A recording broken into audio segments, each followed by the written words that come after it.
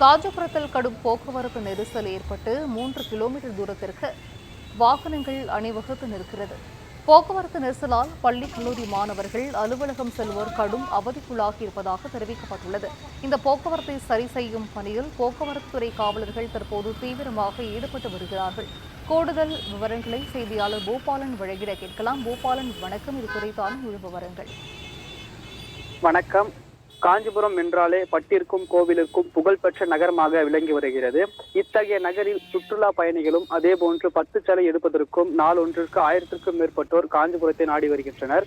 இந்த நிலையில் இன்று முகூர்த்த தினம் என்பதால் திருமணத்து விழாவிற்கு செல்பவர்களும் அதே போன்று சுற்றுலா பயணிகளும் அன்றாட பணிக்கு செல்லக்கூடியவர்களும் என ஏராளமானோர் ஒரே சமயத்தில் செல்வதால் கடும் போக்குவரத்து நெரிசலானது காணப்பட்டு வருகிறது. குறிப்பாக காஞ்சிபுரம் மாநகராட்சி பகுதிகளான காந்தி சாலை, ரங்கசாமி குளம், விளக்கடி பெருமாள் கோவில் பகுதி, காமராஜர் சாலை, ராஜவதி போன்ற காஞ்சிபுரத்தின் முக்கிய பிரதான சாலைகளில் இருசக்கர வாகனங்கள், கார்கள், பேருந்துகள், பள்ளி வாகனம் என ஏராளமான வாகனங்கள் அணிவகுத்து நிற்பதால் கடும் போக்குவரத்து நெரிசலானது ஏற்பட்டிருக்கிறது.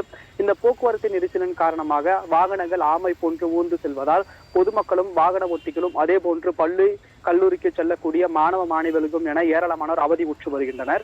போக்குவரத்து நெரிசலின் காரணமாக தற்போது காவல்துறையினர் போக்குவரத்து நெரிசலில் சரி செய்யும் பணியில் ஈடுபட்டு வருகின்றனர். குறிப்பாக பொதுமக்களின் கோரிக்கையாக இதுபோன்ற முக்கிய காலங்களில் மாற்று பாதையை அமைத்து தர வேண்டும் என்று கோரிக்கையும் வைத்து வருகின்றனர்.